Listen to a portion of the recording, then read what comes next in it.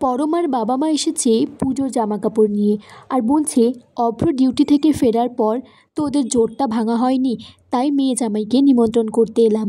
ওদের অষ্টমঙ্গলাটা এখনও বাকি আছে। অভ্রর মা আদিত্যর দিকে তাকিয়ে বলছে, অবশ্যই শ্বশুর শাশুড়ি জামাই আদর করতে চাইছে, যেতে তো হবেই, সবার ভাগ্যে তো আর জামাই আদর জোটে না। অভ্রর মা বলছে, কবে নিয়ে যেতে চান বলুন আপনার মেয়ে জামাইকে। পরমা বলছে, আমি আজকেই যেতে চাই।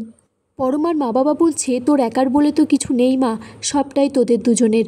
তখন অভ্র তার মাকে বলছে, আমি তো সবটাই তোমার কথা শুনি, বিয়েটাও তো তোমার পছন্দের মেয়েকেই করেছি।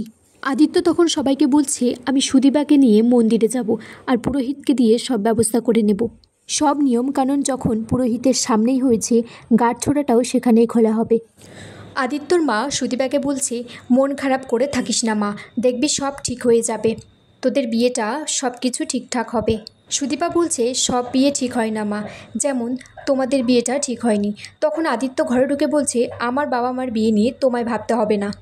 আদিত্য বলছে, আমার মায়ের যদি কোনো অসুবিধা হতো তাহলে আমার মা আমাদেরকে বলতো, বড় মার কথা সবাই মেনে চলে তাই চলে, আপনার মতো তো না। এদিকে অভ্র আর পরমা তাদের বাবার বাড়িতে গেছে আর অষ্টমঙ্গলার জন্য সমস্ত নিয়ম কারণ সেখানে পালন করা হয়।